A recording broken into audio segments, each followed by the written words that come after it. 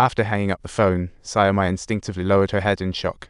When she looked downstairs again, the wooden sculpture was back to normal, as if it was saying, "Carry on, nothing to see here." Clearly the effects of sleep deprivation, Xiaomei steeled herself, bypassed the snoring Liu Ying on the couch, and approached the table to pick up the smashed phone, thinking, what a disaster movie.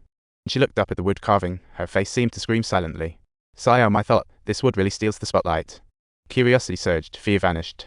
Xiaomei examined the sculpture, thinking, this flawed wood's a real ace. She found 5 holes atop the sculpture's head, stuffed full. She carefully plucked out treasures with tweezers, including white hair. She took out 2 photos of Liu Ying and her sister, a non-antique tooth, and a blood-filled test tube. Xiaomei froze. What's this, an early Halloween? Liu Ying suddenly woke up and yelled as if to say, don't touch my treasures. Xiaomei was taken aback and hastily returned everything like a child caught doing something wrong, before zooming back to her room. She casually turned off the living room light. Was lighting up a blind person anywhere? In the dark, Liu Ying approached the table, striking an elegant pose as if attending a dance. Driven by urgency, Xiaomei went downstairs and saw Liu Ying seated like a statue, sighing in relief, if all's well, I fear not. She walked into the bathroom. 1/150ths of a second later, the imagined Liu Ying at the door didn't appear. Turns out it was just an illusion. Liu Ying was still sound asleep at the table. Xiaomei decided to relax and picked up the camera she found in the storage room, preparing for a nostalgic journey. She boldly browsed the footage of the sweet couple, but her eyes kept wandering to the door, thinking, haven't seen my favorite movie in ages. Finally, as she prepared to watch closely, a ghostly pale face suddenly popped up, causing Xiaomei to scream, whoa. In a panic, she threw the camera away, only to see a shadow in the flash yelling, run away. Xiaomei rushed downstairs in a frenzy. She was torn over whether what she saw was real. When a series of hurried footsteps echoed, Xiaomei finally realized she wasn't dreaming and quickly grabbed a knife. Just then, the wooden box behind her slammed shut with a thud. Xiaomei trembled, inching toward the box like a little chick. The best way to face fear is to play a game of brave souls. She mustered all her strength to open the box and found the car key she had been searching for. Feeling like she just hit the fear of the unknown left her mind blank until the room went dark and her head slowly peeked out from the air. That's when Xiaomei realized it was time to make a run for it. She sped away from the creepy villa fast, and soon after, Xiaoshuai returned from work. Seeing the open door, Xiaoshuai's alarm surged, prompting her to grab an oil lamp from the trunk and enter cautiously. With a quick glance, she spotted the wooden sculpture at the table and, after finding nothing in the upstairs bedroom, reluctantly headed to the attic storage. She found Liu Ying curled up like a trapped rabbit.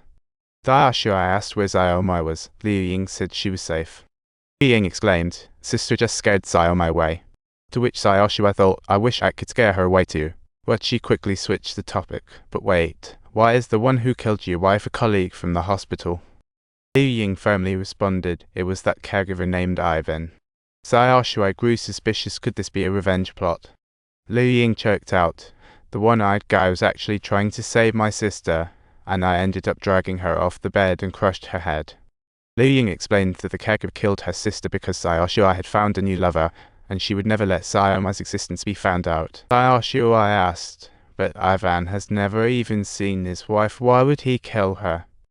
Liu Ying confidently admitted that the caregiver killed her sister because of Xiaoshuai's fling, fearing the wife would find out and they'd lose their inheritance. So the murder plot dealt with the symptom, not the cause, and yet it was overheard by the one-eyed guy in the bath. Xiaoshuai suggested calling the detective handling the wife's case, while Liu Ying began desperately recounting what was just said. However, Xiaoshuai didn't save her number and decided to leave the phone here, then head back to the office to contact the cop.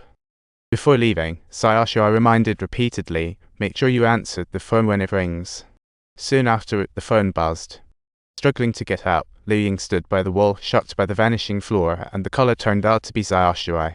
At the moment Liu Ying unveiled the truth, Xiaoshuai was already brewing a scandal, preparing to bid her a final farewell. Xiaoshuai found the caregiver and asked if she had told others about them. Despite her denial, trouble arose. The scene changes as a car enters the villa, and the caregiver arrives to clean up. She sees the eerie sculpture and dying Liu Ying. Xiaoshuai got a call from the caregiver, learned the plan was on track, sighed in relief, and prepared for next steps. Meanwhile, the caregiver kept staring at the strange wooden sculpture below as Liu Ying struggled to lift her right hand, mumbling, we've made contact. Liu Ying seemed to have seized something, pressing it against her chest, preparing to throw it away or send a signal, when the caregiver noticed the sculpture's odd behavior. She glanced again at the wood carving, seeing it move. Her brain nearly short-circuited, thinking, I should panic. As she turned downstairs, the table sculpture vanished. She wondered, am I seeing things? In the shadow of the corner, something seemed to be lurking. As the flashlight beam swept through, the sculpture moved on its. The caregiver, terrified, crumpled and crawled upstairs, the sculpture following. She desperately crawled forward, trying to escape, but the attic was locked tight.